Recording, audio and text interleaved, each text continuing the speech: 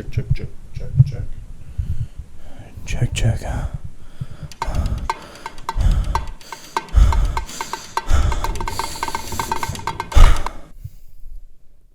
Alright, so we're back with kind of the flip side of the last video of why I'm a skeptic, but today it's all about why I'm an atheist. Now, I am a skeptic before I'm an atheist. However, I became an atheist before I became a skeptic, and in hindsight, it was that skepticism that I applied to my theological beliefs that ended up making me become an atheist. That's kind of the short answer here, other than the fact that there's not really any good proof for it. I mean, there's anecdotal evidence here and there you could say is a lot, but it doesn't matter if you have 100, 1,000, or 10,000 people that say they saw aliens. Until we have a body to look at, it's not really safe to assume that there's proof of aliens because 10,000 people saw it. It's a pretty good analogy that kind of fits where my atheism lies. But at the time of reevaluating what I believed in and why, I realized that my beliefs were either fallacious, unjustified, or they just honestly contradicted truths of reality, or the closest that purports to reality, and put flat earth ideas here. Now, what did that all leave me with? Now, if I can't discern whether it's true, remember in the last video when I talked about knowledge being true, justified belief, so we can knock out the true part because we don't know yet, and it just leaves justified belief, and none of them were actually justified, so it just left me with beliefs. I just believed these things, and so the moment I started caring what was true and whether my beliefs were or not is when I otherwise realized I didn't believe anymore. Now, I started to also realize that something that doesn't exist, you also can't have knowledge about. So it could be the fact that this God doesn't exist, we just don't have knowledge about it. But on the flip side, if it doesn't exist, we're going to have that same unknowledge about it as well. And so I can't really discern between God's existence and non-existence right now, as it seems to be the same. Now, I looked pretty long and pretty hard, and it may or may not have been noticeable during, I don't know which part of my channel, but probably the good 6-7 months leading up to me not only ditching my supernatural beliefs, but whatever else I was saying at the time. I definitely was going through something, and this was it. But I searched long and hard, and not only could I not find any justification for the things that I believed in, but it seemed that nobody had anything better than what I had thought of before. Just personal experiences, whether it's faith, and all the normal things that you get. I can't go over the list now, but I'm certain that there will be enough comments that'll give me enough work to talk on in another video. But even once these beliefs are somewhat justified, there's still another wall to get over, and that is actually demonstrating the truth of the claim. Now, I want to backtrack a second on what I said a second ago on, people just taking it on faith. And I'm pretty sure I mentioned this in the last video, if not a few videos ago, that faith is totally unreliable. It doesn't get you anywhere near the truth. If anything, it leads you in the opposite direction more than not. You could have faith that Mexicans are better than black people. You could have faith that flying pixies spray Sprite into your front yard, and that's why your grass is wet in the morning. But it's not going to lead you to truth. And you could say, oh, well, Hayden, you're talking about having faith in things that we obviously know are not true. But funny enough, people like you like to also point out that, oh, you can't prove me wrong. Can you prove me wrong that it's not fairies doing it? And you could show me technically how do works, but can you prove that a fairy isn't doing it somewhere? You see, this is why I don't like the, well, you can't prove it wrong argument. It really doesn't do anything, because at the end of the day, the burden of proof lies on the person making the claim. It is up to them to actually demonstrate the truth of it. And I will do a video on the burden of proof pretty soon, because I have gotten a few comments about it, or I've gotten a few comments where they're basically just pulling that. But you could say, oh, Hayden, you're applying faith to these things that we know are not true. But, whether it's that I have faith that Mexicans are better than black people, or I have faith that I'm going to wake up in the morning, I'm not going to wait. The truth of me waking up in the morning isn't reliant on me having faith on it. I'm going to wake up or not wake up regardless of if I had faith the night before. It literally has not a single merit on truth. And it's crazy how people don't realize this. Certainly when you have beliefs, faith can totally bump them up and make them feel more real than they are. But the moment you start caring what is rather than what ought or what feels good, you just start to realize that faith simply isn't enough. But either way, faith leads you to a more incorrect position, more than a correct position, almost every single time. You can have faith that the coin is going to hit heads. You could have faith that it's going to hit tails, but your faith has no merit on what it lands on. The fact of the matter is you flip the coin and it lands on either or, independent of your faith on it. And you could say, oh, well, what about mind over matter? You could have faith and it could make the coin possibly hit heads more the more you have faith about that. But when it comes to God claims, we're not just talking about the coin hitting heads or tails, we're talking about the coin existing. I have evidence of coins and so do you, but when it comes to God, we don't have a single one to look at. We have tens of thousands of God claims and different gods and how they interact with the universe and what they want and what they do, but not one lick of proof. It seems more likely that somebody's wrong, if not all, especially when they're contradictory to each other. When some gods say that they're the only God, either they are real and a liar or it's just false.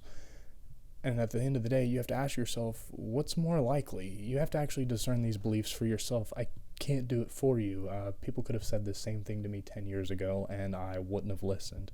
And if you're one of those people, great. I'm glad you got to hear it for now. But one day, you're going to be left alone in your own mind, and you're going to have to sort it out the moment that you actually care, whether they're true or not. And I can tell you that it is a very great and painful experience all at the same time. But I mean, hey, isn't that just life? But just as much as I don't have evidence for other gods, Bigfoot, aliens, whatever, it's the same reason I don't believe in God. There's no evidence. You start believing as a kid. I mean, you believe anything anybody will tell you as a kid. I mean, you see those memes where people are like, I'm going to tell my kid that this is, they'll fucking believe it. And so you grow up with these beliefs, and it's such a norm to you. And when somebody doesn't believe in God and you still believe in God, it's almost weird. It's like, do you not see the world? Do you not see what's around you? How could this have happened without God? And there we go, falling into another argument from ignorance, saying, I don't know how this could have happened other than God. And it seems to be the same fallacious, unjustified arguments over and over and over and over and over again. And the moment you realize yourself doing that, you're put in a sticky place. Either you will cling full on to your beliefs until you shake them all down, let me backtrack. Either you will cling on to those beliefs, or you will take one book off the shelf one at a time, because usually it's a slow process. There are a few atheists out there that they give up their belief. They're like, oh, I don't believe in God anymore, and nothing happens. And you've got other atheists who wake up in the middle of the night with cold sweats and night terrors because they still have a deep down subconscious fear of hell, even though that they don't even believe in it anymore. But at the end of the day, I'm an atheist because there's no proof. And I couldn't say that enough. And funny enough, the more that I've talked about it, and I see other people talking about it online, a lot of people don't get what evidence and proof is. Evidence backs up the proof.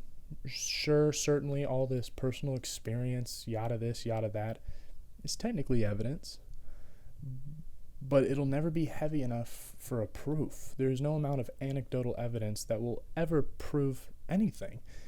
You could have half of the world, more than half of the world, 90% of the world say that they believe in a God, and technically, in my opinion, the more there's a bigger group of belief and yet no evidence, it kind of takes away the solidarity of the claim itself. I would, in my opinion, if something is claimed by a small part of the population and we can't detect it, I say that is more likely than you've got 95% who claim that this is real, but there's no evidence. It seems just less likely, and that's what we have here with a God belief at the end of the day. And see, when people talk about this, they usually will end up changing their definition of exactly what a God is, whether it's energy, eternal love, or some other woo-woo word. You could say that your genes are your God and that you worship them. And if that's the case, then I'm definitely a theist. I definitely believe in your God. Now, if you start telling me that your genes are blessing you, they love you and me, and they want to be a part of my life, and that they think that all khakis are held inferior to them, I'm going to start needing some evidence. And sadly enough, people do this same thing in their belief, and it goes right over their own head. They have no problem holding a standard of evidence to all these other proposed gods, but the moment it's their God, they don't need any evidence. Or if they do need evidence, it is unjustifiable or fallacious or both. There's a nice Sam Harris quote, and it says something along the lines of, actually, I'm going to find it because I don't want to butcher that one. Okay, so here it is. Tell a devout Christian that his wife is cheating on him, or that frozen yogurt can make a man invisible, and he is likely to require as much evidence as anyone else, and to be persuaded only to the extent that you give it. Tell him that the book he keeps by his bed was written by an invisible deity who will punish him with fire for eternity if he fails to accept its every incredible claim about the universe, and he seems to require no evidence whatsoever. The only thing I would change about that is I would change no evidence to shitty evidence. Because if we're being real here, these personal experiences are definitely evidence. Let's say there is a God, and we find out that it does work through personal experience. All that personal experience would have been evidence for the God, and ultimately, whatever we found that proved that God, it would back it up. But for now, it's just anecdotal evidence. It's not proof. Anecdotal evidence by itself is very, very, very bad proof. It is bad evidence. Now, when you have anecdotal on top of actual solid, testable, identifiable proof or evidence, now you're getting somewhere. And it's not that I don't want God to be true. That's a common misconception when it comes to people looking at atheists who are actually Christians or whatever they end up believing in. They think that, atheists just don't want it to be true. No, some of us honestly wouldn't want it to be true, but others, like me, would I like it to be true? Depends on the God. Would I like to live forever in afterlife? Possibly, depending on how it is.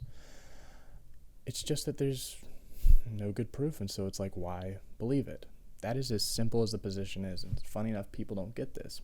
And you don't figure it out until you start going back and forth with somebody, and they just say, you don't want it to be real, or, you can't prove it wrong, like I said earlier, those same things. See, it's that if it is true, I want to know how, and I don't want to just pass a claim on like a telephone game.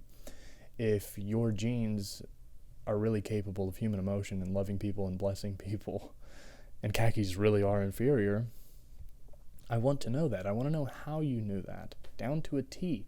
So then I can push it on to somebody else. I can be like, hey, this is actually the truth. The next time somebody starts talking shit about the magical genes, I'm going to be like, hey, motherfucker, I've got some evidence. At the end of the day, if anybody's going to prove God,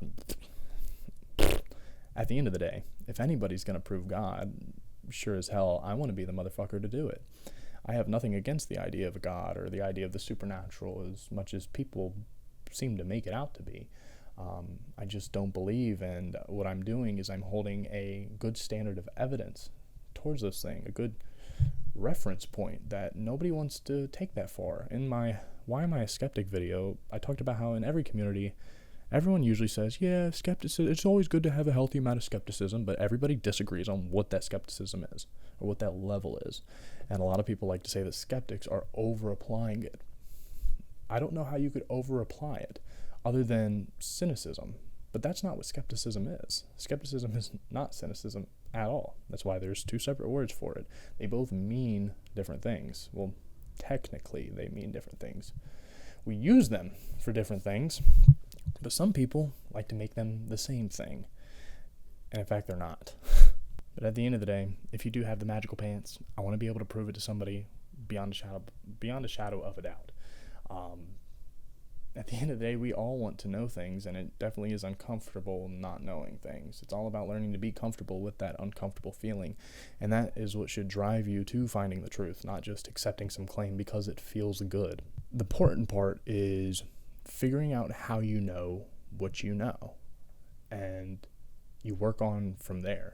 And through that, you will shred off all the beliefs that not only don't serve you, but are unjustifiable, not just unreliable, but are also unwarranted. A lot of people in the spiritual communities talk about shrugging off subconscious beliefs, and I definitely think that people should shrug off some bad subconscious beliefs, but there's a lot of conscious beliefs out there that people need to shrug off, and I'm tired of people playing that down. It's all about both in a way. But at the end of the day, it's important to know how you know what you know. Not only know what you know, but to admit when you don't know. See, there could be a God. I'm not sitting here saying there is no God. That's not what atheism is. Another thing I want to add in this is that my disbelief is not a belief that there are no gods. It's just disbelief in the claim. That's it. There could be a God at the bottom of the Pacific Ocean for all I know. And then technically, the God's real. Now, if you happen to know that there's a God at the bottom of the ocean, you are running around claiming there's a God at the bottom of the Atlantic Ocean, we need to know how you know that. We need to know that with a high amount of evidence, because that's a pretty outlandish claim. It's like if somebody tells you that they bought a new cat, it's pretty safe to believe them because there's not really any harm from believing that sort of thing. We know that cats exist. We know that people own them as pets. But as soon as you start saying that your cat breathes fire, it needs more evidence. Therefore, the same thing applies to God. It is an outlandish claim, especially when you start talking about how this God cares about what you do with your buttholes, not only your buttholes, but your food, your women, the way you dress, having sex on periods, every this, that, and the fucking other. It is pretty insane to think that an all-knowing, all-powerful, divine being would care about these little petty things. I can understand the well-being of human beings, like saying, oh, don't murder, and this and that, and the things that we can honestly assess that are moral. But when you've got these gods running around wanting the most immoral things done, you should ask yourself, why you believe in a God like that? But that's a whole nother video. But either way, I want to drive the point home for those of you who aren't atheists, who happen to know atheists, that the disbelief is not a belief that God doesn't exist. God may in fact exist. I just don't know of one, and therefore I don't believe, and that's why I'm an atheist. And not only that, it's not that I don't hope that God doesn't exist. I just think in my head that if that God exists, I want to know exactly how. And I can't do that from presupposing something. You have to see where the evidence leads you. You don't start off with an idea and then try to pick out evidence that just supports it. That's a bias. And so at the end of the day, if God's real, we should be able to find it someday. Either way, it's fun making this video. It's running a little late. Hope you enjoyed it. If you haven't seen my last video, Why I'm a Skeptic, or even God's Blind Spot, if you happen to be a theist or a believer, I definitely want you to check out God's Blind Spot. And let me know what you think down in the comments below. You might really disagree with me. You might agree on some points and disagree on some other points. Let me know, because I have not heard anybody make the argument that I put forth in that. And so I will have them at the end of this video, and there will be a thing in the middle where you can subscribe. And either way, take it easy, and I'll see you guys next time.